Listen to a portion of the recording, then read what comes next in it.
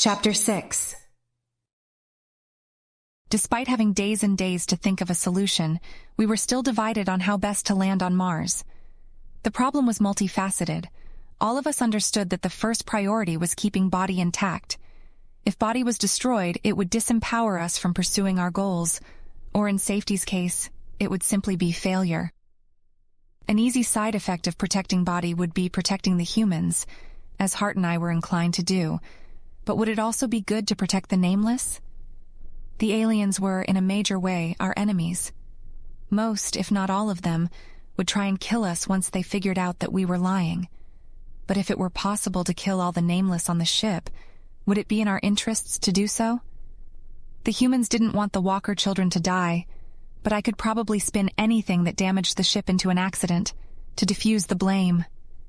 It wouldn't satisfy Hart, but my sister understood that it was better to sacrifice a small thing for a greater reward. The important question was what the reaction of the mothership would be. The Xenocruiser was but a tiny branch off the primary vessel. As best we could tell, the Nameless held no particular affection for their cousins on other ships, or even between gardens on the same ship. They would not mourn the loss, or even find their absence to be an economic or intellectual burden. But destroying the Xenocruiser would mark us as an enemy to the Nameless. They might not retaliate out of love or anger, but they could certainly strike back out of fear. Complicating matters was the fact that we had no idea whether the Nameless on the Xenocruiser were communicating with the mothership. We reasoned that they must have been, but none of the stocks we communicated with had any knowledge of it. From the perspective of the individuals, God was simply going to Mars because of their prayers. None of them knew how to actually fly the ship, operate any of its external sensors, or use the communications equipment directly. Wiki was under the opinion that the Nameless ships had been built by adult Nameless. Under this theory, all the Nameless we encountered, all the stocks specifically, were children who had been sent out into the galaxy to explore, without any of the knowledge of their forebears. The Nameless had no books or written language at all, and thus no concept of what had come before them, except for what they could learn from older stocks. But like all oral traditions, the story of the Nameless origins was masked behind an unknown number of retellings. The stocks appeared to have indefinite lifespans. Their bodies could become diseased by cancer or infection, but these risks were low and did not appear to increase with age, unlike for humans or walkers. Walkers, it seemed, lived a couple decades at most. Stock 5 in our garden claimed to be more than 739 years old. More precisely, 84,288 days since counting began. But even it had never shared thoughts with a walker that had witnessed its homeworld. By this theory, the Nameless ships were controlled by an AI that responded to the collective will, or prayers, of the stocks. All attempts at communicating with the intelligence failed, however, leading us to the theory that it was not generally intelligent, but was instead a narrow mind, capable only of thinking and planning in the domain of ship piloting. But if this were all true, the Nameless would be effectively blind to the outside of the ship. How did they hear communications from Earth? How did they know where the other ships were? The stocks were unable to answer our questions. There was a concept barrier that prevented any of us from fully understanding the other minds. The stocks claimed that they simply knew, just like they knew they were flying towards Mars, and just like they knew that the mothership had not left high orbit around Earth. If the Xenocruiser was destroyed upon reaching Mars, the Nameless on the mothership would surely know that it had disappeared. But what else would they know?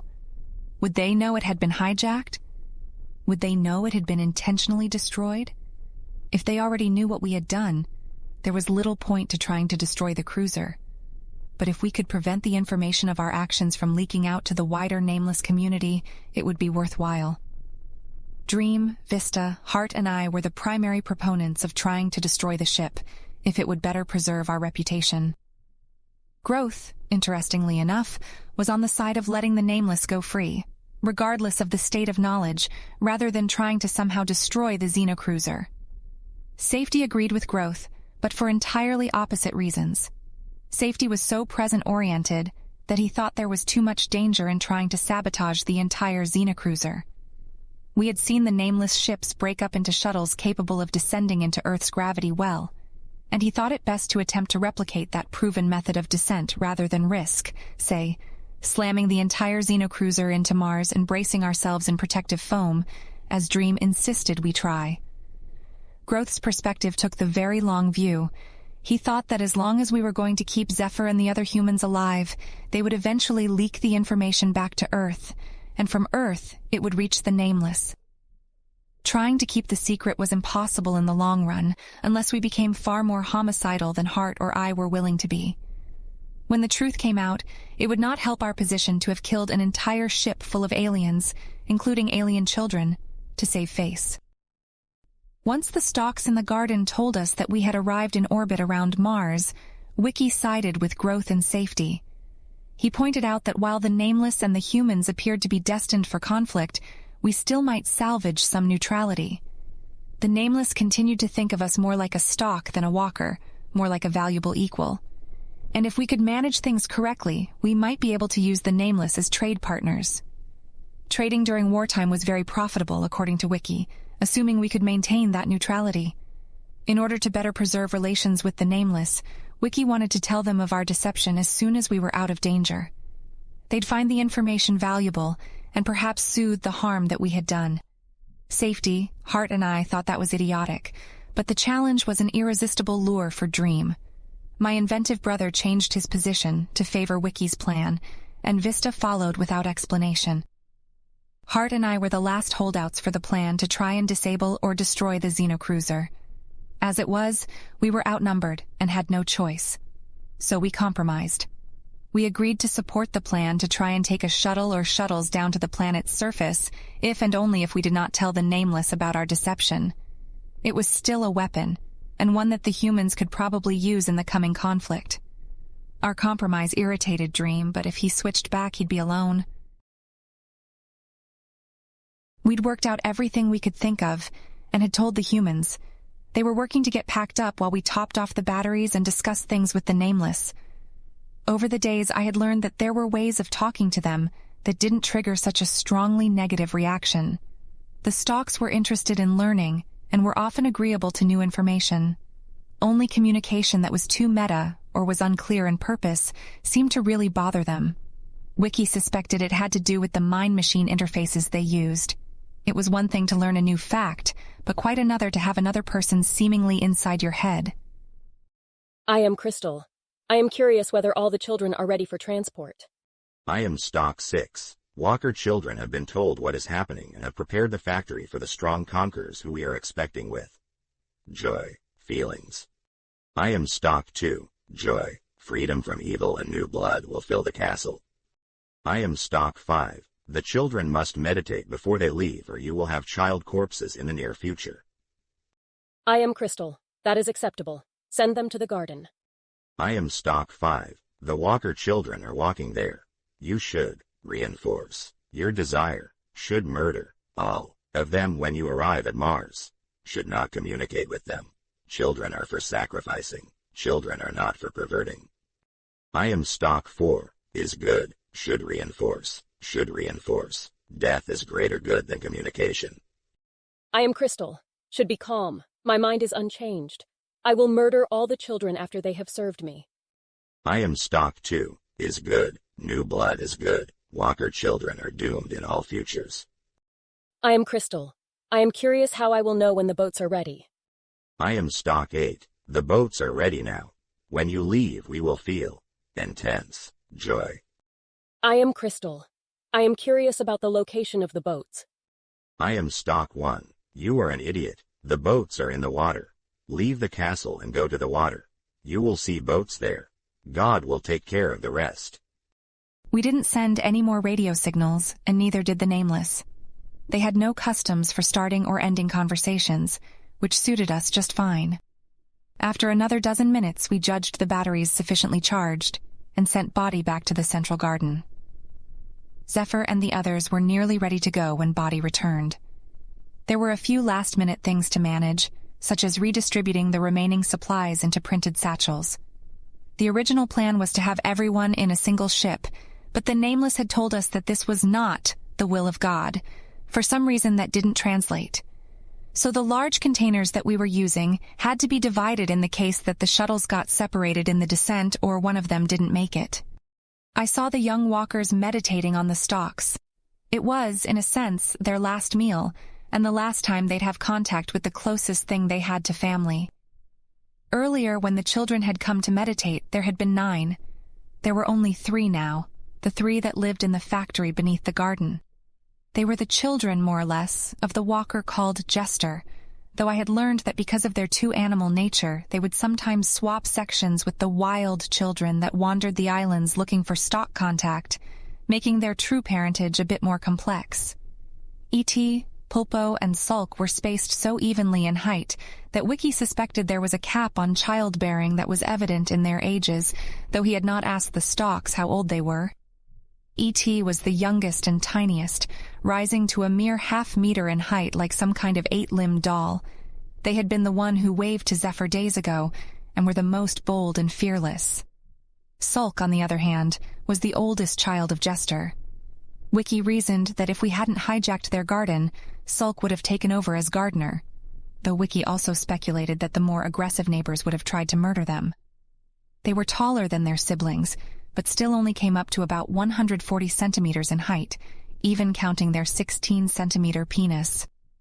Sulk wasn't nearly as capricious as their younger siblings, and moved with the caution of someone who knew just how dangerous strangers could be.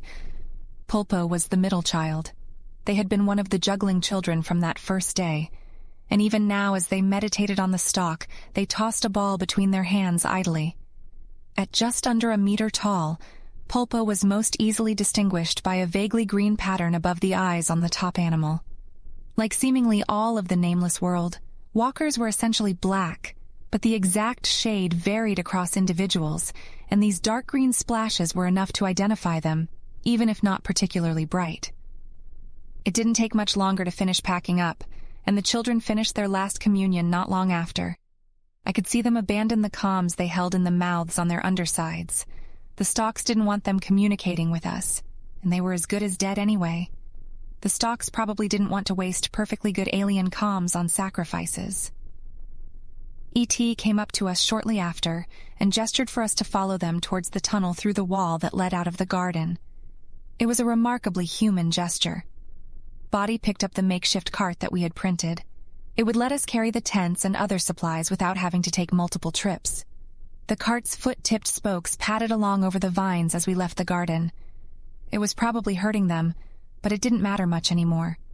We left behind a good deal of trash and useless gear, but that didn't matter either. We found ourselves outside the castle walls for the first time since the battle that had happened a few days earlier. Vista spotted the corpse of one of the attackers a few dozen meters out, struck down by one of the rockets that the stalks had been hoarding. We didn't move towards it, but instead followed the children around the edge of the outer wall towards the rear of the castle. The ocean stretched out forever in what I knew must be a clever optical illusion behind the castle. Before too long, we encountered the boats that we had arranged to carry us to Mars.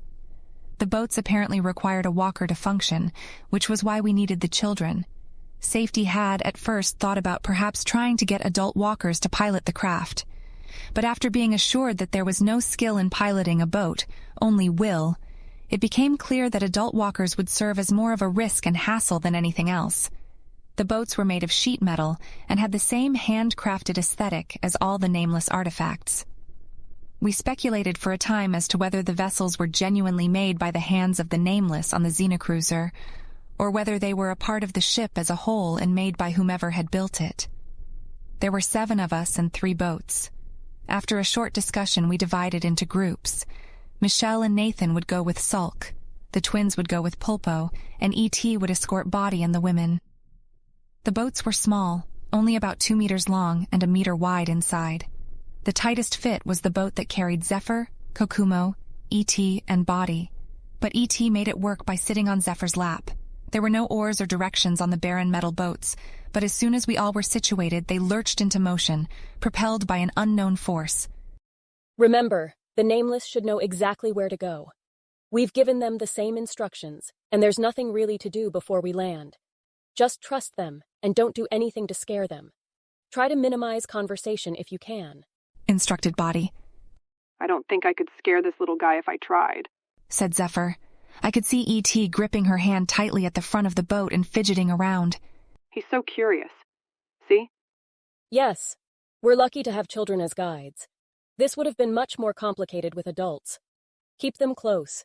I expect they can swim, but we shouldn't test it, said Body. The boats drifted slowly out into the ocean. I expected to be able to see the edges of the ship quickly, but we managed at least 100 meters out into the water before anything happened. And even when it did, the illusion of the sky stretching down to the distant horizon was unbroken. Without warning, 3 shimmering metal portals emerged from the surface of the water, ringed by metal rims. They had the same character as the doorway to the airlock we had come through before, but honestly, I do not remember much about going through them. Before I knew what was happening, we were on the other side. The boat we had been riding in was gone, replaced by a small dark room of precise gray plates, lit only by the glistening metal portal we had just exited. There was no more gravity. Body and the others drifted about the chamber freely, along with our gear. That was fucking wild. Does anyone know what... I don't know what just happened, sputtered Zephyr on the comm. It was quite strange, agreed Kokumo with characteristic reservedness. I wished that I knew what to say, but the experience seemed normal to me. Perhaps the humans had been affected by the transition differently. As I surveyed our new location, it became clear to me that the chamber was not empty. On each wall were soft shapes, curves of gray that blended in with the plates. The infrared spectrum and the temperature sensors in Body's hand told us, as Body touched a wall, that the walls of the room were not metal. They were warm and soft, almost like foam. The craft is shaped to hold 3 humanoids and the small walker. Attend to the stalk analog at the fore of the craft, instructed Vista. I followed her highlight and found a protrusion on the other side of Zephyr, with what appeared to be fine silver hairs covering it. E.T. had already begun to move towards the interface. The other structures appear to be pads. Vista highlighted some indents in the wall lumps. These probably extend to wrap around the body. We need to get tucked away before E.T. does.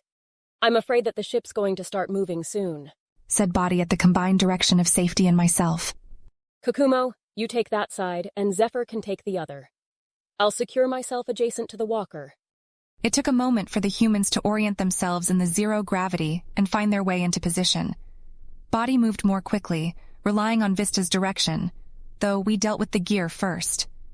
There were subtle hooks set into the walls that could grasp the bags with the environment tent and the small cache of food, water, and batteries we'd brought.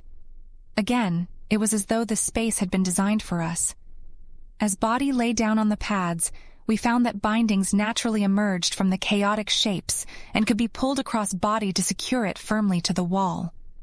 Despite the absence of gravity, it was clear that the shuttle had an up and down. The stalk interface was on the bottom, and both human-shaped sockets on the side walls were oriented with the feet pointing to the floor.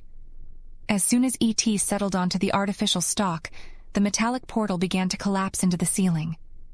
In seconds, the cabin was nearly totally dark, with the only lights being the vaguely luminescent freckles at the base of E.T.'s penis and the occasional check light on the humans' environment suits. I could vaguely see, thanks to the infrared light radiating from everything, but I knew the humans would be almost totally blind. About half a minute passed in silence. Everyone was wrapped in tightly, waiting for something to happen. Began Zephyr just as the craft accelerated abruptly. If we hadn't been strapped to the walls, we would have been, subjectively, flung against the wall of the shuttle through which we had come. There was no sign of a doorway or hatch now. I wondered how we were supposed to get out once it landed. The ship shifted direction several times, each more smoothly than at the start. Wiki was tracking the relative position as derived from the integrals of our acceleration for some asinine reason. Holy shit, holy shit, holy shit, I heard Zephyr chanting under her breath. Why do they not have windows? I feel like I'm in a package being delivered through the mail, complained Kokumo. We're fine. This is fine, whispered Zephyr. The Nameless aren't as strongly visual as we are. I'm sure there are cameras on the ship, but they're feeding the knowledge directly to E.T. over there. The walker would rather know through the computer what is going on than be able to see it themselves. Do you think we're in Mars' atmosphere yet? Asked Zephyr nervously. No, it'll still be a little while, I expect. When we enter the atmosphere, the ship should start to vibrate. You'll feel it. Christ. It's okay, Zephyr. We're going to be fine. How do you know?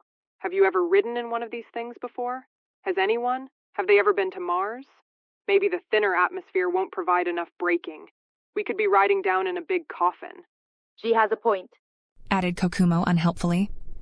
Close your eyes, both of you, commanded Body. Take some deep breaths. It's been quite the adventure, and we're almost there. We're in one of the most advanced ships in the known universe. The Nameless flew trillions of kilometers to get to Earth. Their ships are tough as diamond. We're probably safer in here than we have been for the last week and a half. I could hear Zephyr and Kokumo's breathing over the radio. Body began speaking again. I have a song for you.